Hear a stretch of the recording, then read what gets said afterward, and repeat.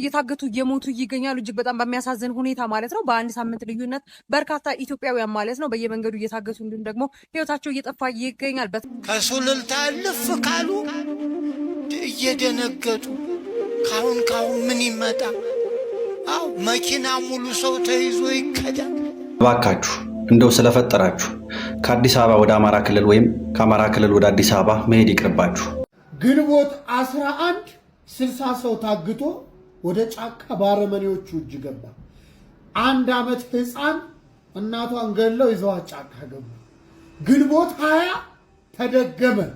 የምርጫ ቅስቀሳ የኛን ፓርቲ ምረጡ፣ ከችግራችሁ ነፃ ያወጣችኋል፣ ስትወርቁ ይደግፋችኋል፣ ሁልጊዜም ሰላም ነው። ሰላም ጤና ይስጥልኝ። እንዴት አላችሁ? እግዚአብሔር የተመሰገነ ይሁን። በወቅታዊና በአዲስ ቪዲዮ ተመልሼ መጥቻለሁ። እንግዲህ በጣም በሚያሳዝን ሁኔታ በሀገራችን ዕለት ዕለት ሞት ሰቆቃ አልቆመምና እዚቹ ከአዲስ አበባ ቅርብ በሆነው በገብረ ጉራቻ የተፈጠረ ነገር አለ። ብዙዎች ወጣቶች ድምጻቸውን እያሰሙ ቁጣ እየቀሰቀሱ ይገኛል። ያንን የማስመለከታችሁ ይሆናል። አንድ የቤተክርስቲያን አባት ካህን ናቸው። እንግዲህ የምርጫ ቀስቀሳም እያደረጉ ነው። ስለምንድን ነው ምርጫ? ማንን እንድንመርጥ ነው? ብልጽግናን ነው? ኢያፓን ነው? ኢዜማን ነው? እንግዲህ ቅስቀሳ እያደረጉ ነው። ያን እናያለን። ሌላው የምናየው ስለ ጋዜጠኛ ሶፎንያስ እንግዲህ አንድ ቪዲዮ ጋዜጠኛ ሶፎንያስ አጋርቷል። ያንን የምንመለከትበት ይሆናል። ወደ አዲስ አበባ አትምጡ እየተባለ ነው። እነዚህ ነገሮች ምንድናቸው የሚለውን በስፋት አስቃኛቸዋለሁ። እስከ መርሃ ግብሩ ፍጻሜ አብራችሁን ቆዩ። ላይክ እና ሼር ማድረጋችሁን አትርሱ። ሰሞኑን ትንሽ ስለተቀዛቀዝን ሁላችሁም ላይክ አድርጉት፣ ሼርም አድርጉት። እስቲ በቅድሚያ ትላንትና እንግዲህ በደብረ ምጥማቅ እመቤታችን የተገለጠችበት በዓል በሰፊው ተከብሯል። በተለይ በሀገራችን በጻድቃኔ ማለት ነው እና በጻድቃኔ ማርያም በጣም የሚገርም ታምር ተሰምቷል እና እንደው ከዚህ ታምር እንጀምር። ነገር ግን ይህን ታሪክ ስሰማ ልቤ በጣም ደማ፣ አለቀስኩ። በስዊድን ሀገር የሚኖር አንድ ወንድሜ እባክሽ እንደዚህ ከምታዝጊ ወደ ስውሯ ጽላት የዘርዓ ያዕቆብ እመቤት ጻድቃኔ ማርያም ሂጂና በበዓሉ ላይ በታቦቱ ፊት ቆመሽ አልቅሰሽ ለድንግል ማርያም ንገሪያት ብሎ ነገረኝ።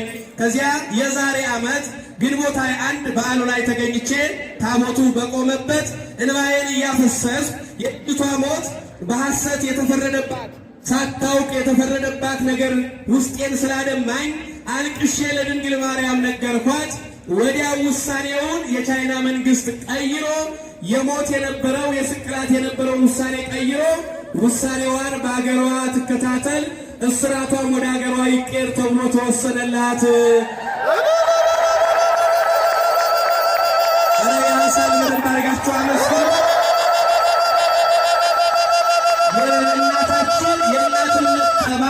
የድንግል ማርያምን ደግሞ መራራት የእናታችን የቅድስት ድንግል ማርያም በጻድቃኔ ማርያም የምታደርገው እጅግ አስደናቂ ተአምርን ተመልከቱ።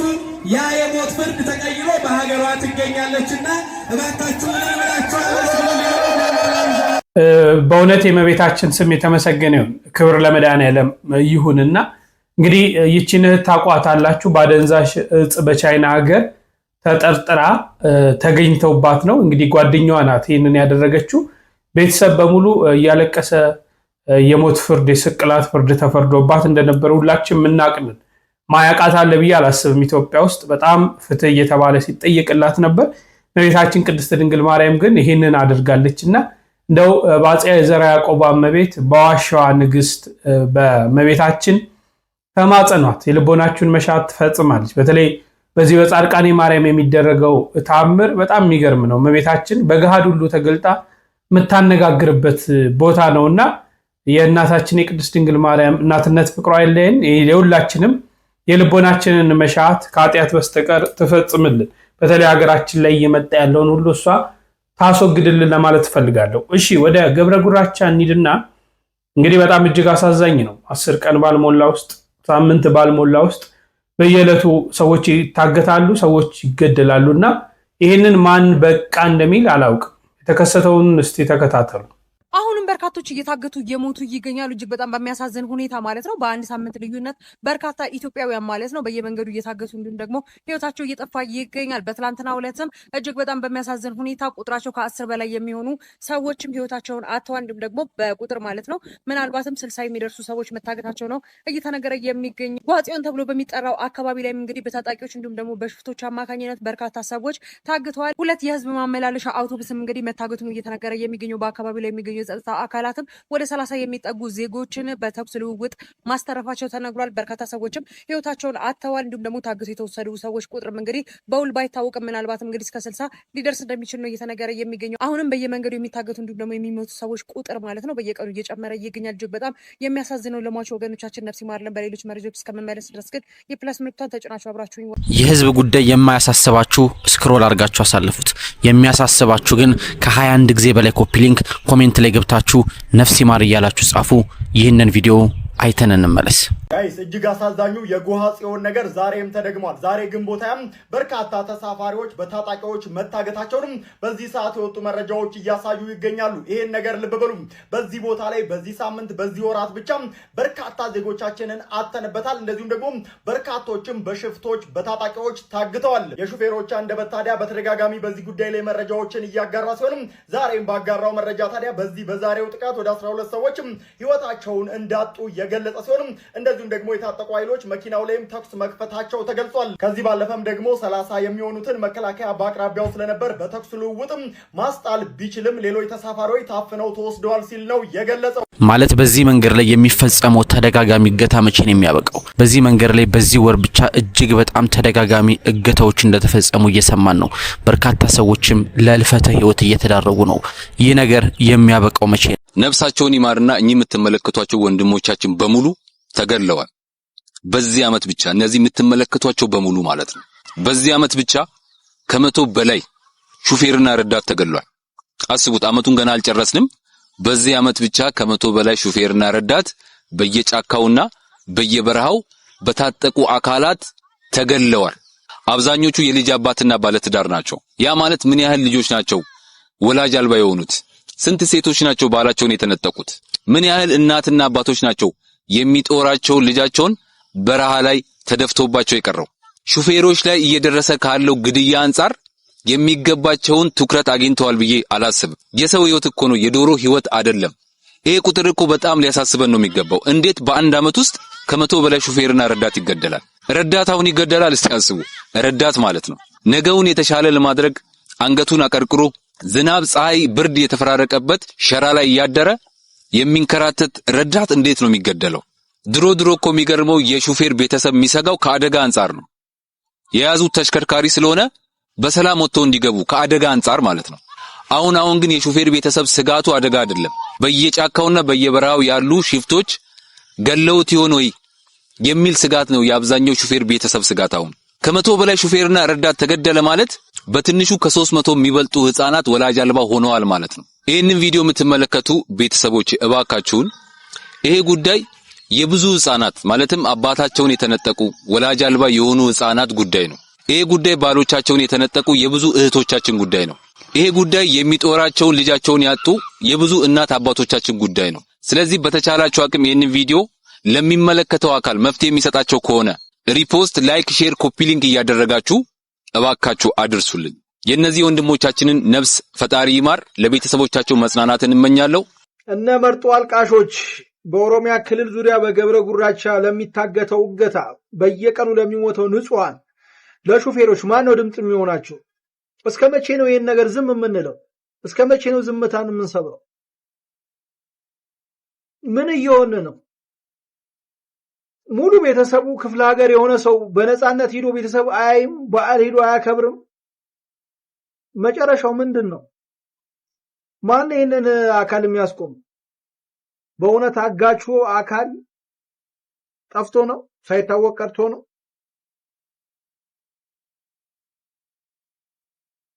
እስከ መቼ ነው ይሄን ነገር ዝም ብለን እየሞትክ ያንተው ወንድም ያንተው አባት ሹፌር ወንድምህ ተሰዳጅ ወገንህ በጠራራ ፀሐይ ባደገበት ሀገር ሲሞት ምንድነው አንተ ያንተ መልስ ያንተ ዝምታ ምንድነው? ኢትዮጵያ ውስጥ ምን እየተፈጠረ ነው ጋይስ? ታዲያ በዚህ ሰዓት እጅግ በጣም ብዙ ሰዎች በሽፍታዎች እየተገደሉ ያለ ሲሆን ስለዚህ ባካችሁን ሁላችሁም ጥንቃቄ አድርጉ። ምናልባትም ጉዞ ለማድረግ ያሰባችሁ ሰዎች ማለትም ከአዲስ አበባ ወደ ተለያዩ ክፍለ ሀገሮች ከተለያዩ ክፍለ ሀገሮች ደግሞ ወደ አዲስ አበባ ለመጓዝ ያሰባችሁ ሰዎች እባካችሁ ጥንቃቄ አድርጉ። ከቻላችሁ በፕሌን ተንቀሳቀሱ፣ ካልቻላችሁ ደግሞ ምንም አይነት ጉዞ ባታደርጉ ይመረጣል። ምክንያቱም ደግሞ በጉዞ ላይ ሳሉ እንግዲህ የተለያዩ መኪናዎች እንግዲህ እየታገቱ የብዙዎች ነፍስ እየጠፋ ይገኛል። በተለይም ደግሞ ይሄ ከአማራ ክልል ተነስታችሁ ወደ አዲስ አበባ ለመሄድ ያቀዳችሁ ሰዎች ምናልባትም ይሄ ከጎሃ ጽዮንን አልፋችሁ እንግዲህ በዛ መንገድ ላይ ለመምጣት ወደ አዲስ አበባ ያሰባችሁ ሰዎች እባካችሁ ጥንቃቄ አድርጉ። ታዲያ ዛሬና ትላንትናን ጨምሮ ከ10 በላይ ሰዎች የተገደሉ ሲሆን ከ60 በላይ የሚሆኑ ሰዎች ደግሞ መታገታቸውን የተነገረው። ምናልባትም ደግሞ የሟቾችና የታጋቾች ቁጥር እንግዲህ ከዚህ ሊጨምር ይችላል። ምክንያቱም ደግሞ መጠናቸው ያልተጠቀሰ ሰዎች መሰወራቸውም ነው እንግዲህ የተነገረ የሚገኘው። በዚህም ታዲያ በአሁን ሰዓት 2 መኪና ወይንም ደግሞ በተለምዶ ይሄ ታታ ተብሎ የሚጠራው መኪና ማለት ነው መሰወሩን ወይንም ደግሞ መታገቱ በዚህ ሰዓት የተነገረ ሲሆን ታዲያ በአሁን ሰዓትም በየመንገዱ እንግዲህ የበርካታ ኢትዮጵያውያኖችን ነፍስ እያጣን ነው የሚገኘው። ይሄን ቪዲዮ በቻላችሁ አቅም ኮፒ ሊንክ አድርጉ። ቪዲዮ ለሌሎች ሰዎች በመላክ ጥንቃቄ እናድርግ መልክቴ ነው። ለሟች ቤተሰቦች በሙሉ ከልብ መጽናናትን እመኛለሁ። መልካም እንግዲህ በሀገራችን የሆነ ያለው በጣም ያሳዝናል። ሁልጊዜ እኛ መረጃውን ከማቅረብ እና ያሳዝናል ከማለት ውጭ ምንም አለማድረግ አለመቻል ራሱ እጅግ በጣም ከባድ ነው። ወገኖቻችን እንግዲህ ዘመዶቻቸውን ለመጠየቅ ቤተሰቦቻቸውን ለመጠየቅ ወደ ትውልድ ሀገራቸው ወደ ቀያቸው ለስራ ለተለያየ ሁኔታ ሰው መቼም እዚቹ አዲስ አበባ ውስጥ ተካለው ብቻ አይኖርም። እየተዘዋወረ ነው የሚሰራው። በርካታ ህዝብ ነው ያለው። እንደ ልብ ተንቀሳቅሶ መግባት አልተቻለም። የሹፌሮች ሰቆቀን፣ የሹፌሮች መከራ፣ የህዝቡ መከራ አስቡት። አዲስ አበባ እኮ ዛሬ ስንኖር እንዳለ አብዛኛው ነገር እኮ ከክፍለ ሀገር ነው እየተጫነ የሚመጣው። ሁሉም ነገር ምንበላው ምንጠጣውን በሉት ምንም 70-80 በመቶ ግብርና ነው የምንተዳደረው። ይሄ ከክፍለ ሀገር በምን አይነት መንገድ ይምጣ? ምን አይነት ስቃይ እየተደረገ እንደሆነ ምን አይነት ሰቆቃ እንግዲህ ይታያችሁ። ስንት የተኩስ ልውውጥ ኖሮ በርካታ ሰዎች ታግተው ተወስዷል። በርካቶች ሞተዋል። ያውን በጣም ቅርቧ ቦታ ማለት ነውና ያልታወቁ ኃይሎች እየተባለ እስከ መቼ? እነዚህ ኃይሎች እንዴት መፍትሄ መንግስት እነዚህ ላይ እንዴ የሀገራችን የጦር ሁኔታ እንኳን ለነዚህ ሌላ ወራሪ ቢመጣብን ምንድነው የምንሆነው?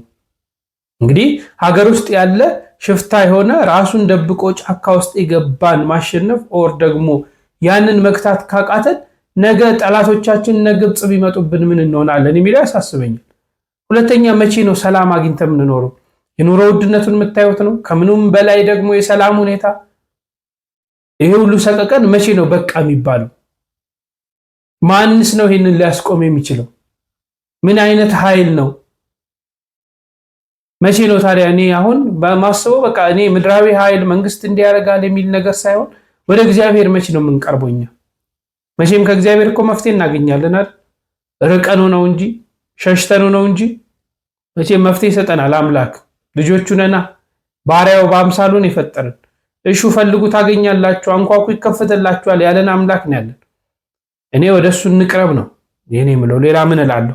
እንግዲህ ከዚህ ጋር ተያይዞ እንግዲህ ወደ አዲስ አበባ በተለይ በቃ መፍትሄዎች መወሰድ አለባቸው። ወደ አዲስ አበባ አትምጡ ይላሉ ወንድሞች። እባካችሁ እንደው ስለፈጠራችሁ ከአዲስ አበባ ወደ አማራ ክልል ወይም ከአማራ ክልል ወደ አዲስ አበባ መሄድ ይቅርባችሁ። ግዴታ ከሆነ ደግሞ ባህር ዳር ሄዳችሁ በፕሌን ሂዱ።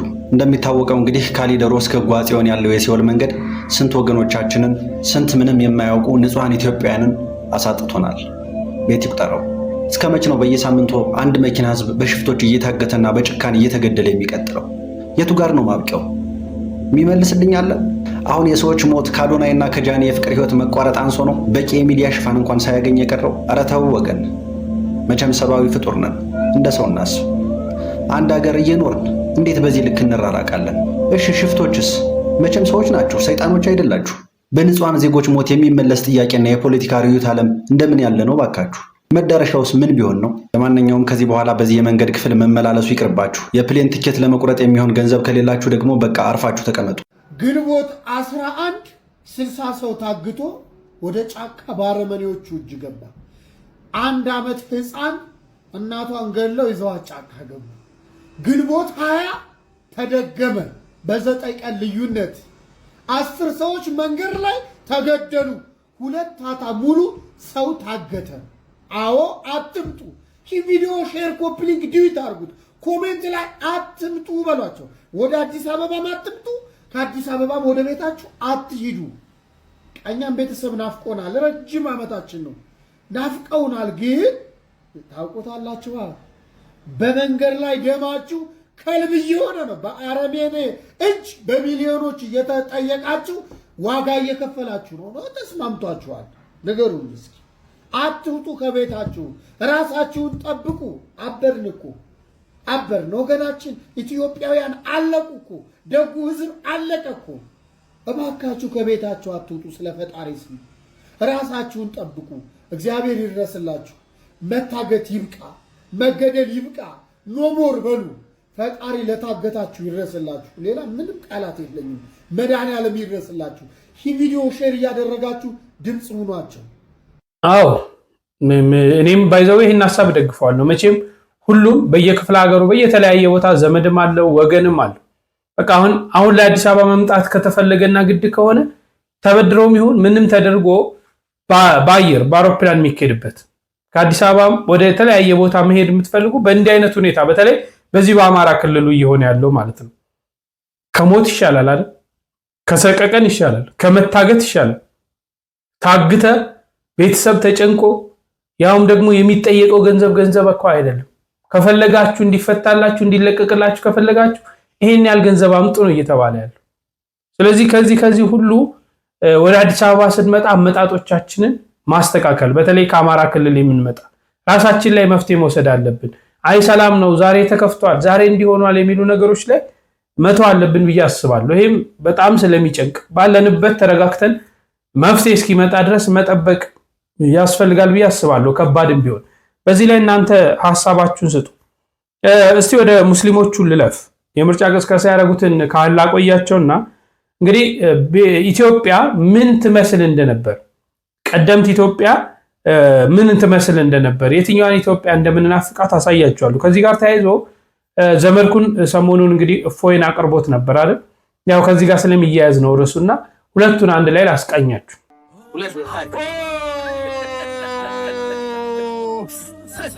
ምን አይነት ሰርፕራይዝ እኮ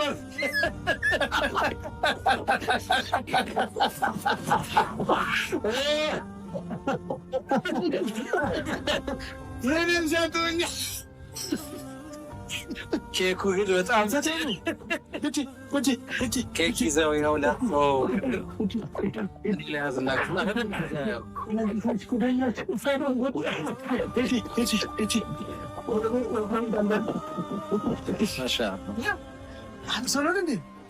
በጣም የሚገርም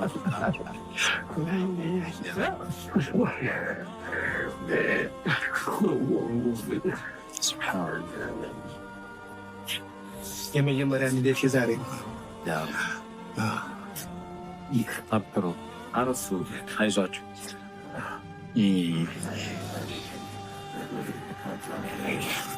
በጣም አረፍ እንበልና ደግሞ ቀሪውን ነገር እንተዋወት ነው። እስኪ ዛሬ ደስ ብሎናል በጣም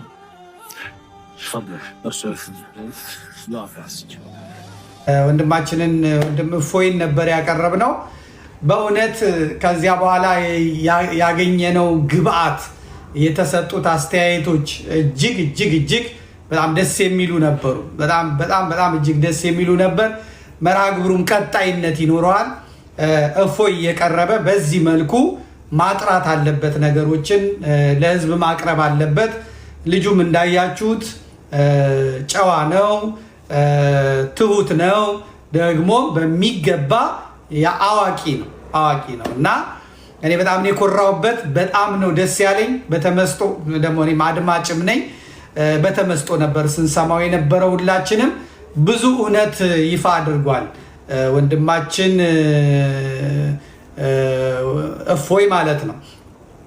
ከሁሉም ደስ የሚለው በዕለቱ በቲክቶክ ውስጥ ሪፖርት ያቀረበ የለም፣ የተሳደበ የለም፣ መጥፎ ቃል ከአፉ የወጣው የለም።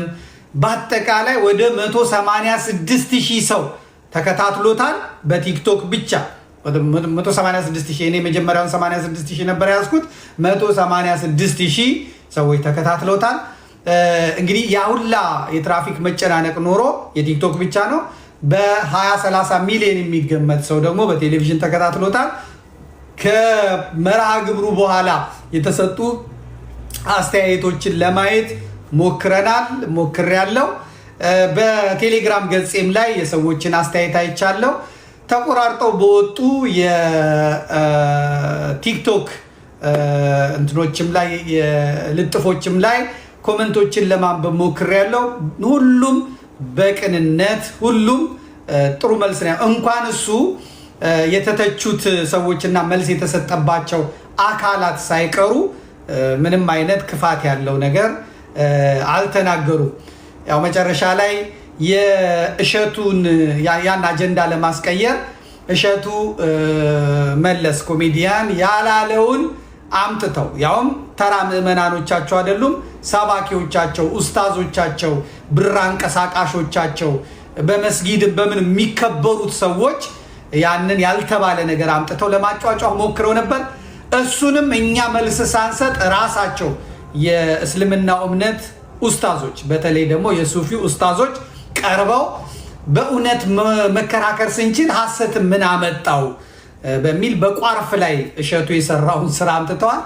በዚህም ተባለ በዚህም ዘመኑ የመገለጥ ዘመን ስለሆነ የትኛውም አጀንዳ የተነሳውን ሐሳብ ሊቀይር አይችልም ማለት ነው እና በእፎይ ላይ የተነሳውና ያንን የተነሳውን አጀንዳ ለማስቀየር ተብሎ የተዘጋጀውም ነገር በሙሉ ከሽፏል ማለት ነው። እንዲህ አይነት ዝግጅቶች ይቀጥላሉ። ዋናው ነገር መደማመጥ ነው። በክርክሮችም ላይ ክርክርም ቢኖር ሙግት ቢኖር እና መወያየት ቢኖር ጥያቄ የሚጠየቅ ሰው የተጠየቀውን ጥያቄ ማብራራት፣ መልስ መስጠት፣ ጆሮ መስጠት ያስፈልጋል። ከዛ ሲጨርስ ደግሞ ሌላ ጥያቄ ካለ ጥያቄ የሚያስቆጣ ጥያቄ ይሁን የሚያናድድ ጥያቄ ይሁን የሚያበሳጭ ጥያቄ ይሁን መጠየቅ። ከዛ ሰውየው በፈለገው መልሱ መመለስ አለበት። ልክ እፎይ ሲጠየቅ የሚያበሳጨውም የሚያናድደውም ሲጠየቅ እንደመለሰው ማለት ነው። እንደዚህ አይነት መርሃ ግብሮች ይቀጥላሉ። የዘመድ ቲቪ እስካለ ድረስ መርሃ ግብሮቹ ይቀጥላሉ። እንደተከታተላችሁት ነው። እቺ ናት ኢትዮጵያ። በዚች ውስጥ ሼኩ ከቄሱ ጋራ ምዕመናኑ ከሙስሊም ማህበረሰብ ወገኖች ጋር ተዋደን ነበር የምንኖረው፣ ተከባብረን ነበር የምንኖረው። አሁን ያ ቀርቷል። እንኳን በሃይማኖት ተለያይተን ይቅርና የአንድ እናትና አባት ልጆች ሆነን የአንዲት ቤተክርስቲያን ልጆች ሆነን ተጨካክናል። ዛሬ ኦርቶዶክሳውያን ለኦርቶዶክሳውያን በምን አይነት መንገድ ነው የሚኖሩት? በምን አይነት መንገድ ነው የምንኖረው? ተማምነን ተዋደን ተፈቃቅረን ተከባብረን ነው የምንኖረው? በፍጹም ይሄ የለም። በሃይማኖት አንድ ሆነን የክርስቶስን ስጋና ደም እየተቀበልን እንኳን ተከፋፍለናል። ማይሆን ክፉ መንፈስ ሀገራችን ላይ መጥቷል። ምቀኝነት ውስጣችን ነክሷል። ዘረኝነት ውስጣችን ነክሷል። ክፋት ውስጣችን ነክሷል። ተንኮል ውስጣችን ነክሷል። በሃይማኖት ከምንለያየው ማህበረሰብ ጋር እንኳን እንዲተዋደን ይቅርና እርስ በርሳችን እንኳን ይሄን እያደረግን አይደለም። ታዲያ ለምን አንቀጣ? ታዲያ ለምን የሁሉ መከራ ይመጣ? ግን እቺ ነበረች አባቶቻችን ቤተክርስቲያን ብታስተምረው በየትኛውም በሃይማኖት ውስጥ ማንም በሌላ ሃይማኖት ውስጥ ቢኖር ከዛ ሃይማኖት ጋር እስከ ሰውየው ጋር ባትመሳሰል ተከባብረ ተዋደን ኑር ነው የሚለው። ተከባብረን ተዋደን አንድ ሆነን ብንኖር ዛሬ የሁሉ ፈተና መከራ ይመጣብናል አይመስለኝም። እስቲ ወደኛ ቤት ደግሞ እንምጣና የምርጫ ቅስቀሳ ያደረጉትን ካህኔዋቸው የምርጫ ቅስቀሳ የኛን ፓርቲ ምረጡ፣ ከችግራችሁ ነፃ ያወጣችኋል፣ ስትወርቁ ይደግፋችኋል፣ ሁልጊዜም ሰላም ነው። የተወደዳችሁ የክርስቶስ ቤተሰቦች በያላችሁበት ሰላም እግዚአብሔር ሁላችን ጋር ይሁን። የምርጫ ቅስቀሳ ካይዳለን። የኛ ፓርቲ ክርስቶስ ነው። ክርስቶስን ምረጡ፣ ከችግራችሁ ነፃ ያወጣችኋል፣ ስትወርቁ ይደግፋችኋል፣ ስትቸገሩ ያነሳችኋል፣ ስራ እንድታገኙ ያደርጋል።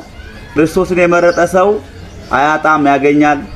ሁልጊዜም ደስታ ነው፣ ሁልጊዜም ሐሴት ነው፣ ሁልጊዜም በረከት ነው፣ ሁልጊዜም ሰላም። እሱን ያልመረጠ ሰው፣ እሱን ያላዘ ሰው ሁልጊዜ አግኝቶ ያጣ ስሜት ይሰማዋል። ሁልጊዜ እየበላ አይጠግብም፣ ሁልጊዜ እየጠጣ አይረካም፣ ሁልጊዜ እየሰራ አይደሰትም፣ ሁልጊዜ ሰላም ስሜት አይሰማውም። እሱን ስትመርጡ ሰላም ታገኛላችሁ፣ እሱን ስትመርጡ በረከት ታገኛላችሁ፣ እሱን ስትመርጡ ስራ ይገኝላችኋል። ከሱ ጋር ስትሆኑ ሁሉ ነገራችሁ ሙሉ ፓርቲያችን ክርስቶስ ነው። እሱን ምረጡ። መምረጣችሁን በኮሜንት እንድታሳውቁ እናሳስባለን። ሰላም እግዚአብሔር ከሁላችን ጋር ይሁን። እንደተከታተላችሁት ነው መቼም ሌላ ነገር እንደምታስቡ ተስፋ አደርጋለሁ። የምርጫ ቅስቀሳ ምንድነው? ብልጽግና ምረጡ ሊሉ ነው? የዜማን ሄፐን ምረጡ ሊሉ ነው ብላችሁ ዛሬኛ ምርጫ ቅስቀሳ የምናደርገው ክርስቶስን እንምረጥ፣ ክርስቶስን እንከተል ነው፣ ክርስቶስን እናምልክ ነው፣ በክርስቶስ ትእዛዝ እንሂድ ነው፣ ለክርስቶስ ምቹ ሆነን እንጓዝ ነው። ይሄን ካደረግን መከራ፣ ችግር፣ ስቃይ፣ ፈተና፣ ውጣውረድ፣ ዳገት፣ ቁልቁለት የለብንም። እመኑ። ክርስቶስን ትክክለኛ ምርጫችን ካደረግን ማለት ነው። ዛሬኛ ክርስቶስን ምርጫ አድርገናል? አላደረግን። ዝም ብለን አምላኬ አምላኬ እንላለን እንጂ ምርጫ አላደረግን። ውስጣችን አላስገባንም፣ አልተቀበልነው። ማምነን ያደርጋል ይሰራል ብለን እንሰጠውና አንታገስም። በራሳችን ዓለም ውስጥ ነው ያለነው። ስለዚህ ከዚህ ሁሉ ጣውረድ ወጥተን ክርስቶስን ምርጫችን እናድርግ። ይሄ ፈተና ይርቃል፣ ይሄ መከራ ይርቃል፣ ይሄ ችግር ይርቃል። እርግጠኛ ነኝ በዚህ መንገድ ከሄድን ማለት ነው። ምድራዊ ኃይል፣ ሀብት ያላቸው፣ ስልጣን ያላቸው፣ ዝና ያላቸውን ሰዎች ከመመካት እነሱን አምባ መጠጊያ ከማድረግ አምላክን እናድርግ። ፈተናው ይርቅልናል። እንደውም አሁን የሚመጣውን ሰኔ ጾም አምላካችንን ምርጫ እናድርገው። ይሄ ሁሉ ከኛ ይወገዳል፣ ይሸሻል። እዚህ ምርጫችን ማን ነው? ክርስቶስ። በመጨረሻ ስለ ጋዜጠኛ ሶፎንያስ እንግዲህ አንድ ያጋራው መረጃ አለ። በአሞሌር በጎ አድራጎት ድርጅት አምባሳደር አድርጋችሁ ሾማችሁ በድያችኋለሁ። አናንዬ ይቅር በይኝ እናቴ፣ ፈቲ፣ አባዬ፣ ሮማን፣ ኡስታዝ አቡበከር አህመድ፣ በድሩ ሁሴን፣ ኡስታዝ ሙሉ ቱርኪ አንገታችሁን አስደፍጫችኋለሁ። ይቅር በሉ፣ ይቅር በሉ። አይዞ በቃ። በጋዜጠኛ ሶፎንያስ ዋሲሁን ጉዳይ ላይ አንድ ነገር ለማለት ወደድኩኝ። እንግዲህ ማንም ሰው ፈልጎ እንደዚህ አይነት ውስጥ ይገባል ብዬ አላስብም። በምንም ሁኔታ ውስጥ በጣም እዚህ አጸያፊ ነገር ውስጥ ገብቷል። ግን ይሄ ልጅ አሁን ያለበት እንግዲህ የሕክምና ተቋም ነው ተብሏል። የአእምሮ ማገገሚያ የሕክምና ተቋም ውስጥ ነው የሚገኘው። እዛ ያለበት ሁኔታ በዚህ ሁኔታ ቪዲዮ ግን እዛ ውስጥ መልቀቅ ወይ ደግሞ ቀርጻችሁ የምትለቁ ሰዎች ትክክል ነው ብዬ አላስብም። ይሄ ልጅ አሁን በጣም የተረጋጋ ሕክምና ነው የሚያስፈልገው። ስልክ አካባቢ ያለውን ነገር ማጥፋት፣ ይሄ ኮሜንቶች ወይ ስልኮቹን እንዳይ ማድረግ ነው ያለብን እንጂ አሁንም ስልክ እየሰጡ ወይ ደግሞ ቪዲዮ እየቀረጹ እነዚህ ነገሮች መስራት የልጁን የጤንነት ሁኔታ የባሰ ያባብሰዋል እንጂ ወደ ተሻለ ነገር ያመጣዋል ብዬ እኔ በበኩሌ አላስብም። እና አጠገቡ ያላችሁ ወይ ቅርቡ ያላችሁ ሰዎች ሶፎንያስ እስኪያገግም እስኪድን ድረስ ስልክ አካባቢ እንደው ባታቀርቡት ወይ ደግሞ ይህንን ማህበራዊ ሚዲያ የማይጠቀምበት ወይ ደግሞ የማያይበት ሁኔታ ውስጥ ብታደርጉትና በተረጋጋ ሁኔታ መንፈሳዊም ሆነ ዓለማዊ ሕክምናን እንዲሞክር ብታበረታቱት መልካም ነው ብዬ አስባለሁ። ያሳዝናል። መቼም የሰው ልጅ ያሳዝናል። ሁለት ነገሮችን እዚህ ላይ ማየት ፈልጋለሁ።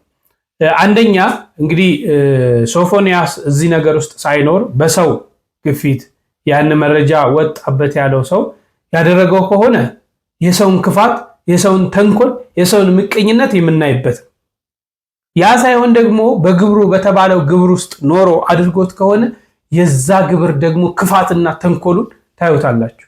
በዚህ ግብር ውስጥ የምንጓዝ በዚህ መንገድ ውስጥ ካለን ይህ መንገድ ነገ በሀገራችን ከተስፋፋ ምን አይነት ውድቀት፣ ምን አይነት ሞት፣ ምን አይነት ራስን ማጣት እንደሚያመጣ የተመለከትንበት ከጋዜጠኛ ሶፎንያስ ከዚህ ካለበት ነገር ልንማር ትምህርትን ልንወስድ ዕለት ዕለት ትምህርት ልንቀስም ዕለት ዕለት አርያ ዕለት ዕለት ምሳሌ ልናደርጉ የሚገባ ነው።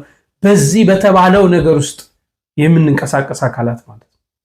ይሄ የተባለው ነገር በሀገራችን ላይ ቢመጣ፣ በልጆቻችን ላይ ቢመጣ፣ በቤተሰብ ላይ ቢመጣ በዚህ ልክፍት ውስጥ ያሉ ሰዎች ምን አይነት ውድቀት እንደሚያገኙ። ምክንያቱም ይሄ ከሃይማኖት የወጣ ነው፣ ከባህል የወጣ ነው፣ ከሴቶቻችን የወጣ ነው። በየትኛውም ሃይማኖት ውስጥ ሆነን ኢትዮጵያ ውስጥ ያለን ሰዎች አይፈቀድም። በየትኛውም ባህል ውስጥ ብትኖሩ ጸያፍና ነውር ነው። የዚህ ነውር ክፋት ነው የምንመለከተው። ክፋት ማለት ነው እንዳልኳችሁ ነገ ከነገ ወዲያ ተጣርቶ 100 በመቶ የሚወጣ ነው። ያው 90 ከዛ በመቶ በዚህ ታሪክ ውስጥ እንዳለ ይታወቃል። ያንን ታሪክ ሳያደርግ ሳይኖርበት ሆኖ ደግሞ እንዲህ ሆነው የሰዎች ክፋትን እናያለን።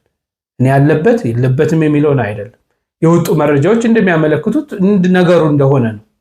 ስለዚህ የዚህን ነገር ክፋት የምናይበት ነው። ያሳዝናል እንደ ሰውኛ እንዲሆኑ ስናየው። ስለዚህ አሁን ምንድነው ማድረግ ያለብን? መልካም ምኞት ነው ለዚህ ሰውዬ መመኘት ያለብን። እለት እለት እየጨመረን የሚጎዱ ወይም ደግሞ እሱን ወደታች የሚያደርጉ ነገሮች ላይ መጠመር ሳይሆን መልካም ምኞት፣ እግዚአብሔር ምሕረትን እንዲልክ እግዚአብሔር ይቅርታ እንዲልክለት መመኘት አለብን። አለበለዚያ ከቻልን ዝም ብንል ይሻላል ብዬ አስባለሁ። አንዳንዱ የሚጽፋቸውን የሚሰጠውን ኮሜንት የሚሰራቸውን ቪዲዮዎች ስንመለከት ትክክል አይደለም። በቃ ቀጥቶታል። ከዚህ በላይ ምን አለ? ከዛ ጋር መሰለ ክብርና ሞገስ ሰውነቱን እንኳን አታዩትም ዛሬ ያለበትም። ስለዚህ እግዚአብሔር አምላክ እንዲህ አይነት ክፉ መንፈስ ከእንዲህ አይነት ወረርሽኝ ሁላችንንም ይጠብቀን ለማለት እወዳለሁ። በሌሎች መረጃዎች እንገናኛለን። እስከዛው ቸር ቆዩልኝ።